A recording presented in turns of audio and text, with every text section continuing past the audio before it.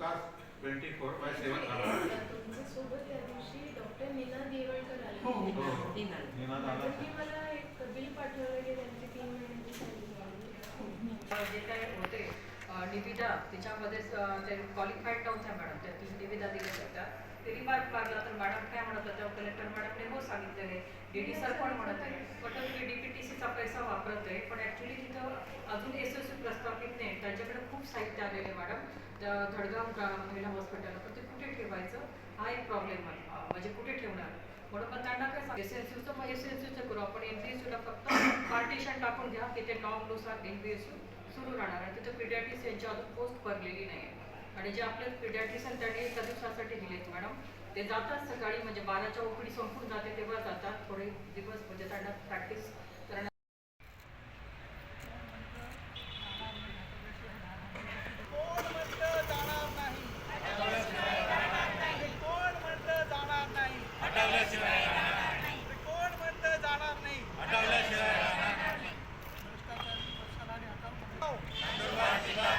भ्रष्टाचारी वर्षाला आडे हटाओ.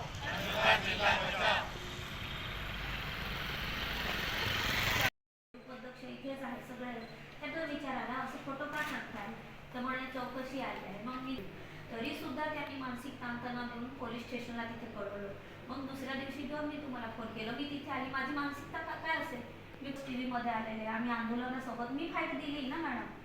मग मॅडमनी असं का मानसिक ताणतणावामध्ये करावं की ह्याला त्याला जे बोलत नाही, सगळ्यांना त्रास आहे, पण सगळे आम्ही संयममध्ये ठेवलो आतापर्यंत काय तर त्याने काही काढायला.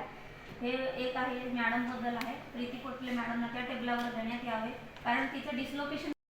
आज आम्ही या ठिकाणी मान्य जिल्हा अधिकारी नंदुरबार श्रीमती मिताली शेट्टी यांना मॅग्मो संघटना, तसेच नर्सिंग संघटना, तसेच मध्यवर्ती संघटना या संघटनेच्या वतीने डॉक्टर वर्षा लहाडे यांची जिल्हाबाहेर बदली करण्यासाठी जे आमचे आंदोलन चालू आहे त्या संदर्भात आज आम्ही निवेदन दिलेलं आहे. गेल्या 10 जानेवारीपासून विविध सामाजिक संघटना, तसेच गेल्या 15 जानेवारीपासून मॅग्मो संघटना तसेच नर्सिंग संघटना या विविध रूपाने आंदोलन करीत आहे आणि त्या दिवसापासून आम्ही निवेदन दिलेलं आहे. त्यानंतर आम्ही विविध आमचे जे सर्व आमदार आहे चारी, त्यांना आम्ही निवेदन दिलेलं आहे आणि त्यांनीही शासनास पाठपुरावा केलेला आहे. तसंच पालकमंत्र्यांना भेटून आम्ही त्यांनाही निवेदन दिलेलं आहे, आरोग्यमंत्र्यांना भेटून त्यांनाही निवेदन दिलेलं आहे. परंतु अजूनही कोणत्या प्रकारची कारवाई भ्रष्टाचारी डॉक्टर वर्षा लहाडे, जिल्हा शल्य चिकित्सक नंदुरबार यांच्यावर झालेली नाही आहे.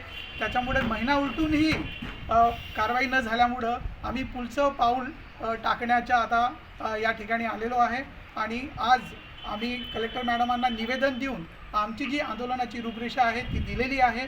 दिनांक 18 फेब्रुवारी ते 23 फेब्रुवारी या दरम्यान आम्ही सर्व ग्रामीण रुग्णालये, महिला रुग्णालये, ट्रॉमा सेंटर, सिव्हिल हॉस्पिटल या ठिकाणी, तसंच सर्व प्राथमिक आरोग्य केंद्र या ठिकाणी आम्ही काळ्याफिती लावून काम करणार आहोत आणि 24 फेब्रुवारी ते 3 मार्च या कालावधीमध्ये आम्ही 2-2 RH आणि काही PSC मिळून धरणे आंदोलन आम्ही कलेक्टर ऑफिससमोर करणार आहोत आणि त्यानंतरही कारवाई झाली नाही तर आम्ही पुढे 4 मार्च ते 9 मार्च आम्ही जे अत्यावश्यक सेवा आहे आणि मेडिकल लिगल केस आहे ते सोडून आमची जी बाह्य रुग्णसेवा आहे ती बंद राहील आणि तरीही नाही झालं तर 10 मार्चपासून आम्ही सर्व अत्यावश्यक सेवा सर्व आरोग्य सेवा आम्ही बंद करणार आहोत आणि तरीही नाही झालं तर आम्ही सामूहिक राजीनामे या ठिकाणी सर्व जिल्ह्यातील वैद्यकीय अधिकारी व आरोग्य कर्मचारी हे कलेक्टर मॅडमांना आम्ही सामूहिक राजीनामे हे आम्ही आमचे सादर करणार आहोत आणि पर्यंत आमचं आंदोलन हे असंच चालू राहील.